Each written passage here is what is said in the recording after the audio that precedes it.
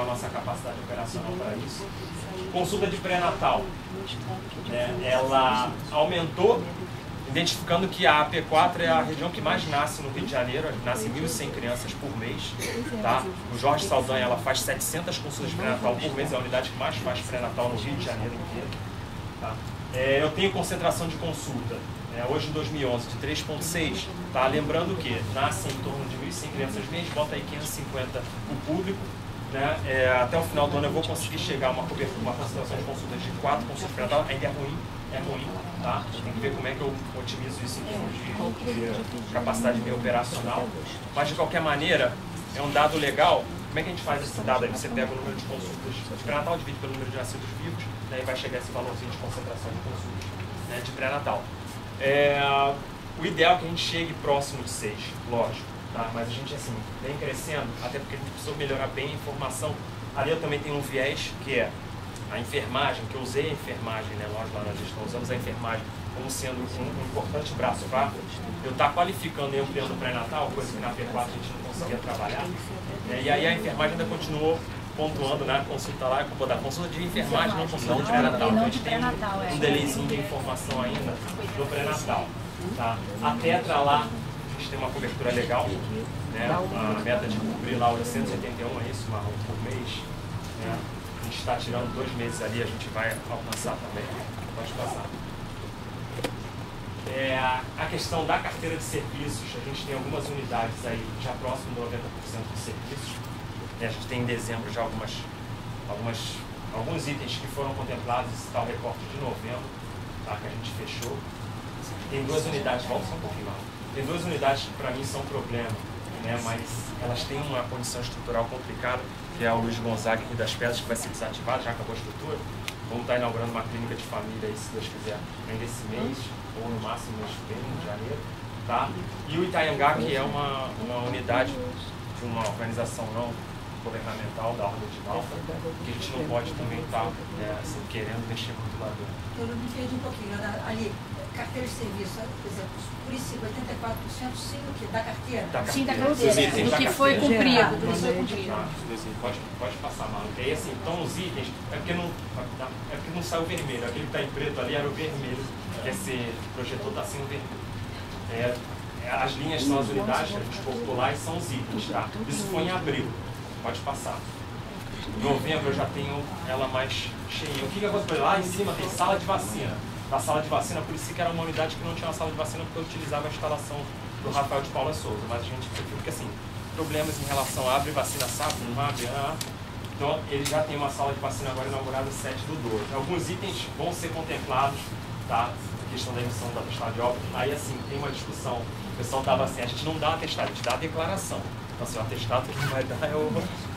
E aí a gente precisa estar mudando, porque assim, o pessoal começou a discutir isso. Porque aí alguns tinham entendimento que não dava o atestado, dava a declaração, e aí o pessoal começa a elucubrar e achar que não é. Mas assim, de qualquer maneira, a gente vai ter pelo menos aí 90% das unidades com 90% dos itens da carteira contemplada. Tá? Pode passar, Marcos. Bom, o orçamento, a execução orçamentária, está o Gustavo aqui. De ouro, tá?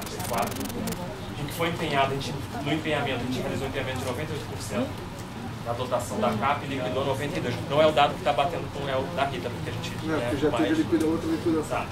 Assim, o empenhamento acima de 95%, uma liquidação como está na meta, é legal. Tá? Então a gente conseguiu, para o administrador público, se eu consigo assim, usar um recurso. Né? Lógico que eu tenho que linkar com a finalidade também desse recurso. Eu não posso só empenhar por empenhar, gastar por gastar. Né? Eu tenho que qualificar o gasto público. E me dá um valor legal aí de empenhamento. Pode passar mal. Bom, fazendo aí agora a discussão que eu acho interessante que a gente estava trazendo. Bom, pode abrindo pode ir passando os slides. Isso é uma coisa que eu aprendi. Tá? Aprendi as duras penas, mas eu aprendi. Como é que você consegue fazer com que as pessoas elas inovem dentro da sua organização? Tá? E aí, cabe ao gestor ter essa sensibilidade para enxergar que inovações são possíveis, né, de serem aplicadas, ter uma aplicabilidade no processo produtivo, sem eu conseguir validar isso experimentalmente. Como é que as indústrias fazem? Elas têm lá o seu laboratório experimental, né, que o cara faz a sua pesquisa operacional, joga isso lá para o processo produtivo, beleza, validou, saiu, né, sem problema nenhum, porque eu tive um laboratório, né, eu tive uma incubadora de ideias, que eu conseguisse gerar isso. Como é que a gente faz isso no dia a dia, né, na velocidade que a gente tem numa área, né, no processo de trabalho nosso que tem que ser responsivo, né? E aí, assim, a gente começa a ler um monte de coisa, né? E o que mais me marcou nessa parte de leitura foi, assim, lá no site do Sebrae, trabalho em empresas, tá? A gente não é uma empresa, pode ser até considerado uma empresinha pública, mas a gente não é uma empresa com finalidade lucrativa. Eles se preocupam com a questão da sustentabilidade da empresa, né, que é gerar lucro logo lá no início. Mas, de qualquer maneira, como é que eles trabalham? Eles assim, bom, não adianta, eu tinha uma sistemática de pedir para as pessoas virem conversar comigo, vamos lá, o que você está fazendo?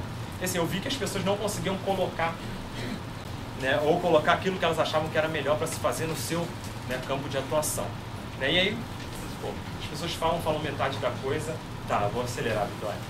Falavam metade das coisas e não conseguiam falar. O que a gente fez? Assim, é mais fácil você ir visitar o que está sendo feito, porque as pessoas vão ter mais conforto de falar no seu local de trabalho. Então, assim, um exercício saia do seu gabinete, saia da sua sala, comece a visitar as pessoas e saber o que elas estão fazendo, que elas vão te falar o que é real, o que está acontecendo. Tá? Inovação radical e inovação incremental. Inovação radical é quando você substitui qualquer tipo de processo produtivo que você tinha antes, superou o paradigma, inventou uma coisa nova, botou.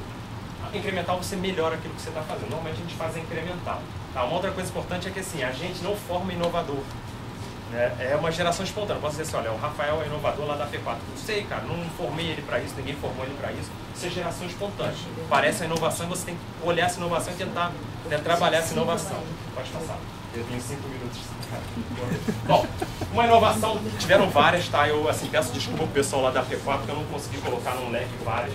Mas um é o projeto lá de vigilância domiciliar do ensinato de risco. O que é essa inovação? Rafa, você quer falar alguma coisa? Assim, projeto, você que é o coordenador do projeto?